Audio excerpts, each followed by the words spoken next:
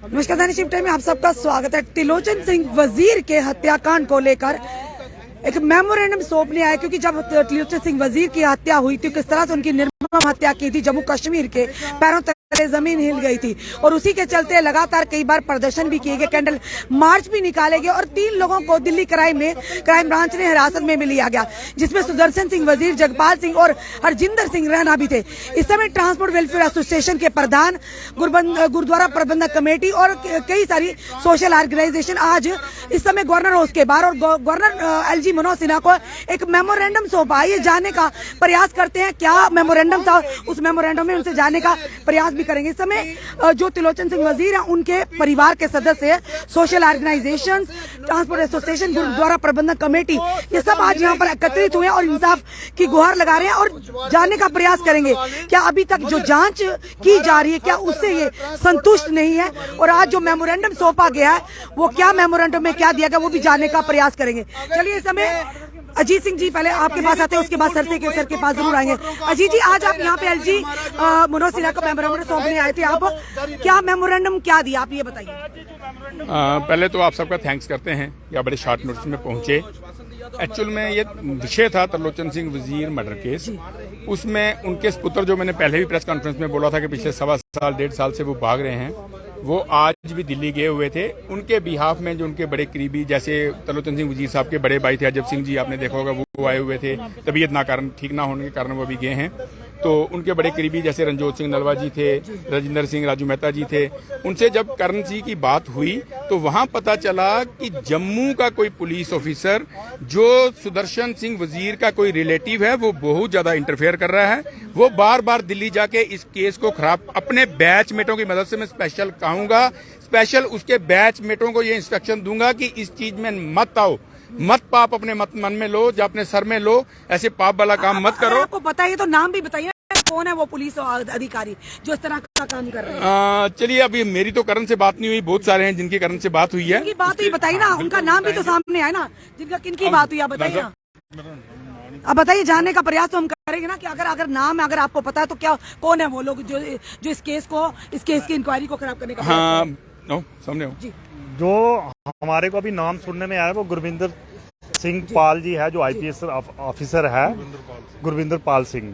तो एक देखिए, आईपीएस के बारे में ऐसी बात सुनकर ही हमें बड़ा एक अचंभा सा लगा है कि एक आईपीएस ऑफिसर होकर वो क्राइम की, जो क्रिमिनलों की सपोर्ट कर रहे हैं।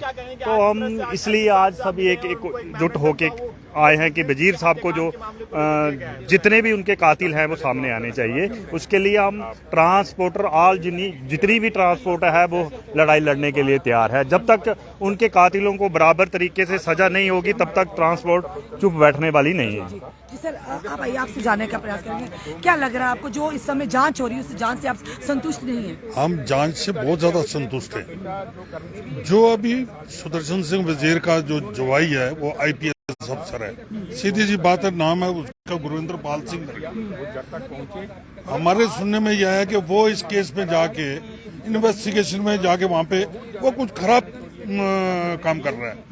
लेकिन अगर किसी केस को अगर इन्वेस्टिगेशन की दिल्ली पुलिस ने, क्राइम ब्रांच ने की, उन्होंने पहले तो उनको पकड़ा नहीं। जब इधर मैन एजुकेट इधर पकड़ा गया उसके बाद फिर उन्होंने इनको अरेस्ट किया, इन पर केस डाला। तो हर आदमी को तो को पकड़ नहीं सका, बहुत से आदमियों के नाम चल रहे थे, किसी को पकड़ा नहीं है। हर जिस आदमी का नाम है हम बोलते हैं उस पर सही कार्रवाई होनी चाहिए। अगर वो अफसर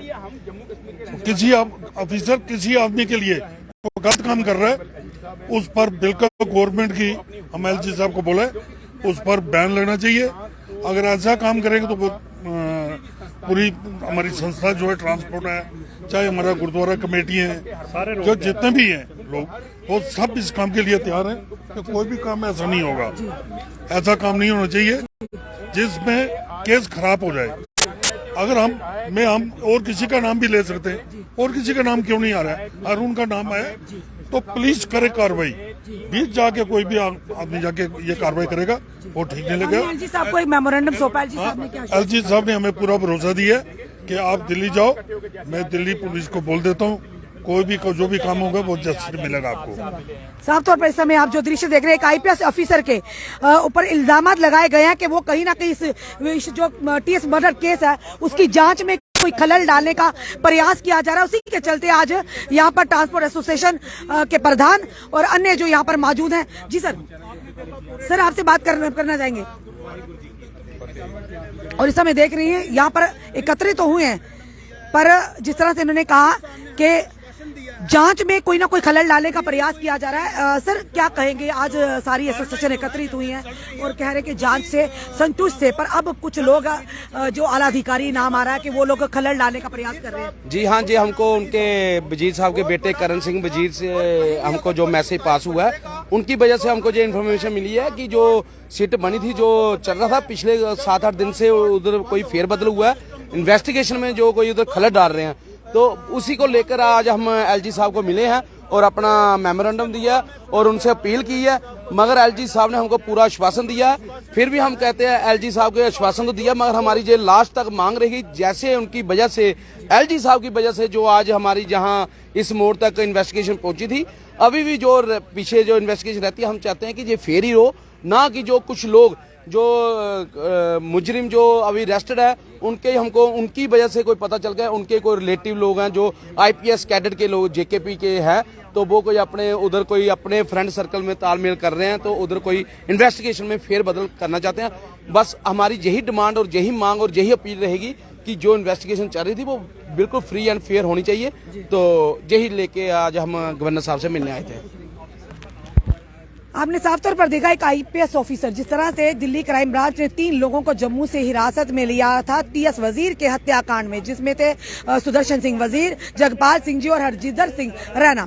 और उसी के चलते अब इनका कहना है कि एक व्यक्ति जो तीनों उन आरोपियों के बीच में एक व्यक्ति जो उनका दामाद है वो रसूखदार है, यानी एक आईपीएस ऑफिसर है, वो अपने बैच से मिलकर इस केस की पूरी यानी जांच को ही अलग मोड़ देने का प्रयास कर रहे हैं और कहीं ना कहीं जांच में खलल डालने का प्रयास कर रहे हैं। उसी के चलते आज ट्रांसपोर्ट वेलफेयर एसोसिएशन के प्रधान और उनकी टीम, साथ ही गुरुद्वारा प्रबंधन कमेटी और भी अन्य सोशल ऑर्गेनाइजेशन यहां पर पहुंची है। एलजी मनोज सिन्हा के यहां पर उन्होंने एक मेमोरेंडम सौंपा है कि जिस तरह से इन्हें आभास हुआ है कि कहीं ना कहीं दिल्ली से जो टीएस वजीर के बेटे हैं उन्होंने इन्हें सूचना दी है, जो सूत्रों तक हमारे तक भी खबर पहुंची है कि इसकी जांच को कहीं ना खलल डालने का प्रयास किया जा रहा है। इन्होंने एलजी महोदय से यही कहा कि जांच निष्पक्षता से हो, ताकि अगर और लोग भी टीएस वजीर के हत्याकांड में मुलविस हो उनके चेहरे भी बेनकाब हो। और उसी के चलते उन्होंने कहा जो लोग इस इंक्वायरी में या इस केस में खलल डालने का प्रयास कर रहे हैं उन्हें भी इस चीज से बाज किया जाए। चलिए देखते हैं आने वाले समय में क्या रुतला, क्योंकि आज